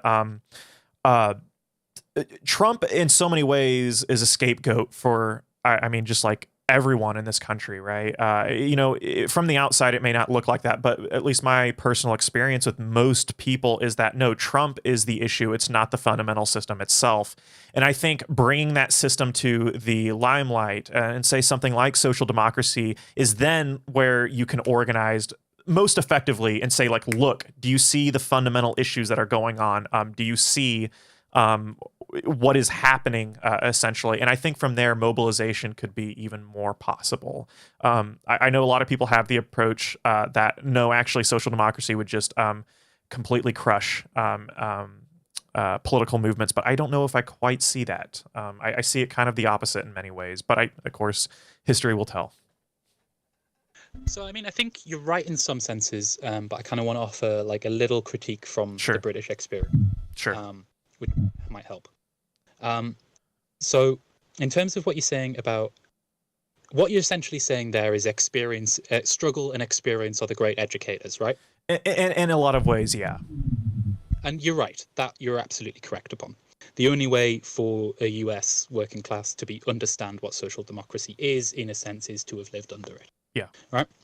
That is true to an extent. But what I would say the mistake that comes out of that true observation for a lot of people is that means you then support Biden. What I'd say or vote for him or advocate for him. What I say you do instead is set out the operational critique of why he's going to fail. And then once that's already happened, if we had a movement all shouting that at once, then people would be educated not only in why kind of what social, like the failure of social democracy as a real process, but also as like they would know why the critique's there, and we said it, and then they would know that, you know, potentially the ideas that we want to advance, they would come to us for that. And that's, I think, why you have that ideological struggle, and why you don't want to support them is because then when it comes out that you say, see, all along this was wrong, then people turn around and go, then why did you tell me to vote for it? You know?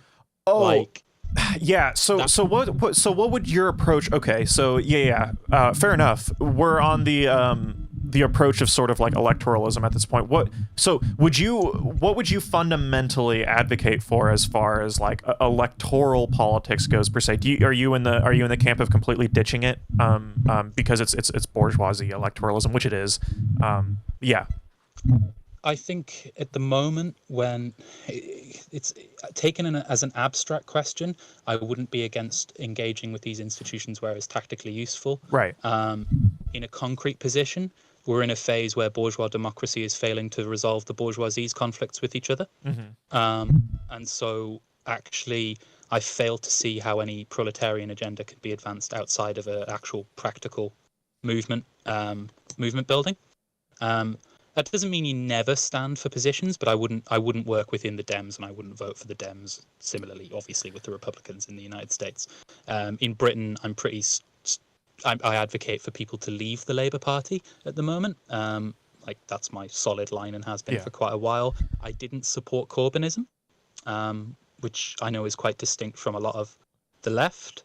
But yeah, I didn't support Corbynism. There, Um, so I will say there are major electoral differences between the U.S. and a parliamentary system like you guys in many ways are much more able to approach politics through a sort of electoral lens in some ways, right?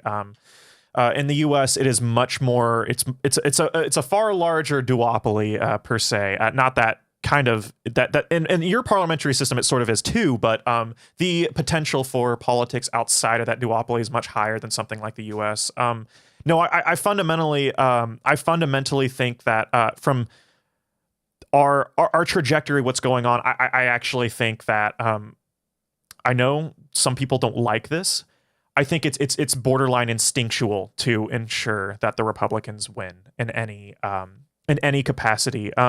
It's not to say that that instinctual like nature is avoided by Democrats per se, but I think it absolutely was imperative that Biden be elected, and then from there, I think that's sort of the baseline that I have. That it is at least that is the core baseline that should happen. But then from there, you must do like it's so important right now that when Biden is inaugurated, holy fuck, mobilization better happen like we've never seen before. I'm worried that it's not going to, but yeah. I kind of don't think it will, and I think I don't think the so. reason for that is twofold. I think there's, on the one hand, like, people are really kind of tired of crisis thinking. In the US as well, and that's kind of going to produce a lot of the sections who sort of swung left a bit and then but hadn't really been involved in politics before maybe Sanders' second run. Right. Like that kind of demographic will melt off, in my opinion. Like, you know, and a lot of the kind of media personalities we saw say like we're going to push Biden left, and even the ones on this kind of platform as well. Like, yeah, they will not do anything, right? So and that's my understanding. Okay, so I actually do have a little bit of a pushback with that. I think it is actually most of the time it is a little overly positive, and you can't overstate the ability to push Biden left. But no, I really do think though sometimes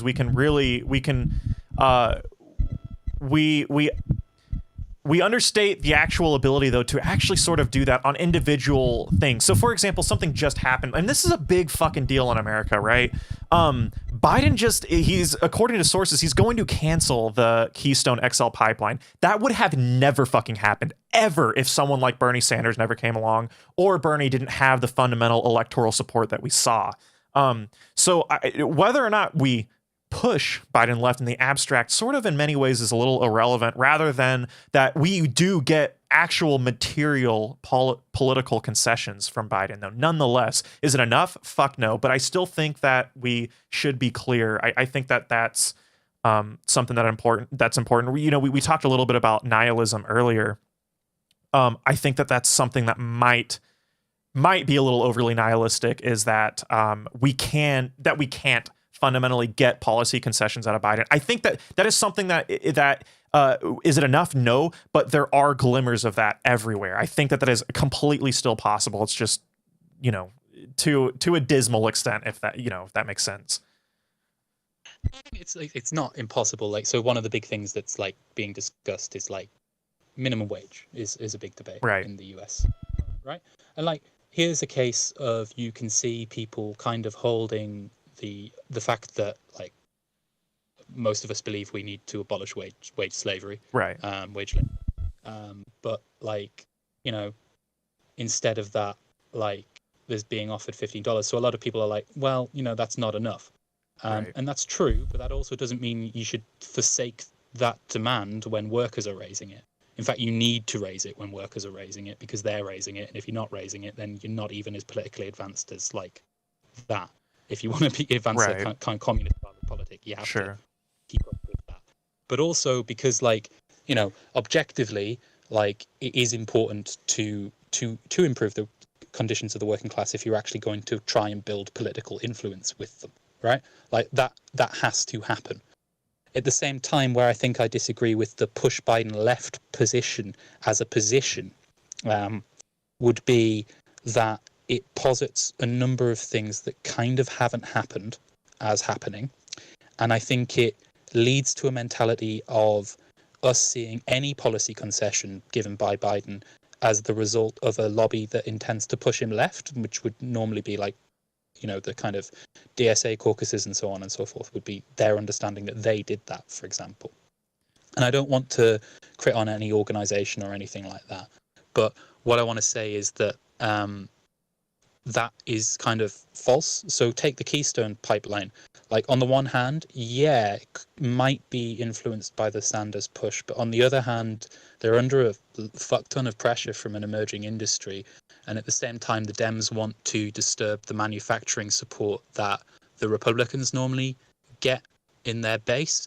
Like, the social basis of the Republican and the Democratic Party are quite similar, but they're not the same. The Democrats get support from the media classes, whereas the Republicans get a lot of support from like what manufacturing and industrial capital does remain in the United States. And the huge part of that is gas and oil. So obviously, if the Democrats are ever going to kind of break the trench warfare duopoly and actually be able to secure a government, like a proper one, like the Senate's pretty divided at the moment, and so is the House. Right. So it's a larger the political, it's a larger political economic like sort of reality rather than actual like electoral pressure, right? Yeah, it's kind of like I totally understand that. I just don't think they're completely separate, 100% separate. And I think sometimes we got to be careful with that because, again, it could lead to nihilism, right? Like you just said, it could also, we're looking at contradictions here, where it could fundamentally do the opposite, where it gives like this overconfidence to the electoral system, the bourgeoisie electoral systems as a whole, right? So, yeah. I think it's not that we always in every instance boycott it. It's not that. In fact, I actually have a there's the kind of standard Marxist like line where you've got don't vote organized, and that doesn't compel people to organize. It compels you to them to argue with you about voting. Right. What you should say instead is like whatever happens, you're not going to get what you want. Your material condition isn't going to improve. Here are the reasons why we need to organize. Like that's the position I have, really, is like I don't really care how individuals vote. Like as individuals, I'm not advocating a vote. I don't and I advocate it. I would have said to boycott the US election, for example, or for the British election. But at the same time, like I don't think that's the more important part. The more important part is the organize and get organizing.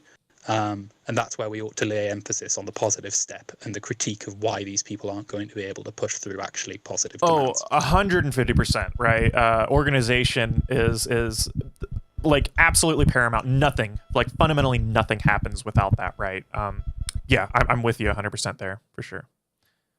And I think like the debate on the kind of electoralism actually ends up taking up way more energy than anyone who votes tends to give. Yeah. Like, there's a kind of position to say that like morally you are complicit with what the bourgeoisie do if you voted for any of them, right? Like, and I personally like would apply that moral standard to myself. I'm not comfortable with that, and so historically I haven't voted, right? But I wouldn't apply that as a moral to all people in the world, because not all people in the world self-define as a communist. Correct. Like, there's a different standard we need to hold, like people who define in a certain political way, like people who say they're Marxists or people who say they're communists. There's a different standard we need to hold those people to, because they're giving the impression of what Marxism and communism is, right? Right. And I wouldn't apply that to just everyone, because I think that's an unfair political level to hold people up at. And that is how the criticism proceeds, right? It's like, if you voted, you're a monster. Well, that's not really true. Sure. Like, yeah, 100%. In terms of kind of like, the kind of position of social democracy, though, in terms of aiding movements, I really want to kind of come in quite strong here with as to why that's not the case. Okay? If I may. Yeah, absolutely. So in Britain, The first social democratic government that we actually had, the Labour 1945 government, upon quote unquote liberating communists from the Nazi detention camps, put them in British torture camps. Oh yeah. First move of the Cold War. The Labour Party in the 1930s established work camps for the unemployed in Britain. The Labour Party has consistently undermined and destroyed every movement that we've seen, working class movement we've seen in Britain, and we can see that most acutely, I think, with the instance of the anti-war protests in 2003 against the war in Iraq. That exists. We haven't had a social democracy really, but that's even fundamentally existed even within like the FDR tonality as far as politics goes in the U.S. So very much we have experienced similar things like that in the name of light social democracy. Yeah.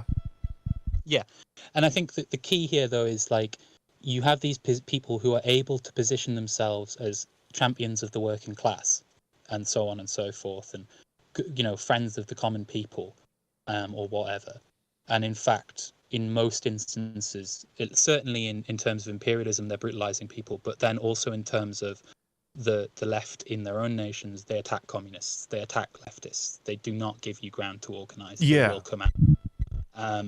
And you can see that already, like the fact that Biden's domestic terrorism bill, right? Everyone's kind of said this is a response to the Capitol. It wasn't. It was proposed in November. Right? That bill was written in November, and it targets both the left and the right. Yeah. And it was proposed before what happened at Capitol Hill happened. Wow, I didn't actually know that. I had no idea that it was proposed before, but not a surprise at all, actually. Yeah, I think it's a really important one. And similarly, even when we have these figures like Jeremy Corbyn, right? Mm-hmm. People are very affectionate for Jeremy Corbyn. He instructed Labour councils across Britain to institute cuts to social services when he was leader of the Labour Party in the name of party unity. He allowed a free vote on the bombing of Syria. He had his party abstain on he didn't provide a whip on immigration bill. He himself abstained on an amendment which would have allowed asylum seekers the right to work within Britain, which they presently don't have because it was instituted by the Labour Party earlier that they wouldn't have the right to Britain. And Jeremy Corbyn voted against that amendment. So I just kind of want to bring up, these people are not our friends, and we need to be really clear that however well-intentioned they are part of political traditions that are wholly hostile to working class liberation. And it's not always their fault, and sometimes they will say things that are agreeable, and sometimes they will do things that are agreeable. That's not all lies, but it still ties into a broader politics that is used to brutalize our movement.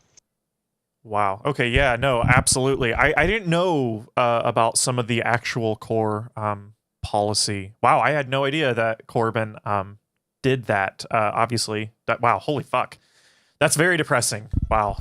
It changes your perspective on it, doesn't it? Absolutely. Absolutely.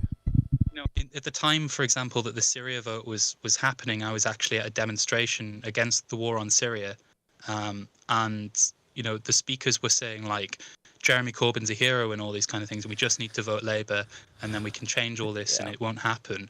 And I got on a megaphone and just said that like he allowed a free vote on this. And you probably got booed, did you? Yeah, I got physically. Yeah, dude. That happens in organization in the U.S. when you talk about. So there's been during the Black Lives Matter protest, there would be people who would talk about capitalism is like this is just the most innately natural consequence of this larger economic system that we have, and they'd get booed off completely. Absolutely, wow, yeah. And it's one of those things that like. I can understand the position. I understand where it comes from. The idea that we build a left movement is kind of, it feels helpful, and it feels helpful that things are going in a nominally left direction. But actually, when we get down to it, I think the left-right thing is more a metaphor that isn't helpful in some ways than it is one that is, because saying that you need $15 an hour minimum wage is not the same as supporting socialism and doesn't mean anyone's your friend, right? 100%. It doesn't mean you're political tendency. Political tendencies believe really concrete things in reality that don't fall into a spectrum. For sure. Yeah, I think that's a good way to, that's an extremely good way to put it. But yeah, that's my end of Yeah. deconstructing social democracy. So I had quite a lot of it. no, absolutely not. That was wonderful. So we're about to hit the 2-hour mark. I'm probably gonna go ahead and head off pretty soon. But dude, like genuinely, it was awesome having you on here. Like again, we, I sometimes the sort of tonality I'll have on these streams before is I will have sort of a sort of disappointed view on sort of the contemporary, and I think what we talked about earlier with this postmodern Marxism. But I think, dude, like I'm going to be honest with you, the way that you were able to articulate some of these things are just so much better than I ever could. So I really do appreciate that a lot. And I think you gave me a little bit more to think about. Sometimes I am so I do get wrapped up in a lot of like actual theoretical, like thinking in books, like whatever I'm working on for this channel or whatever. And I think having a concrete discussion with someone, especially as in the theoretical terrain as well as like the practical political terrain, and you come from probably a different approach than I had, but I'm actually extremely glad because I think you definitely sort of you tilted my perspective in a lot of ways, and I really appreciate it. Thank you. It's been a really, really useful discussion, and you've made a great number of really like useful points as well. You raised a lot of questions that I think have been really useful to think about. And it's it's really great to be asked about method rather than World War. Like, yeah. It's just like, oh, not that again. But yeah, no, this has been great. Thank you. Just before we kind of sign off, I just want to chuck in, like, if any of you, the people viewing, did want to support us, then our channel's Prolekult on here. I'm at Glumbird on Twitter, at Prolekult Films on Twitter is the main one. And you can find us patreon.com/Prolekult if you wanted to drop in some support. Absolutely. I'll reiterate that again, guys. If you guys have not seen Prolekult, you've not seen their videos, it's you and someone else, yeah?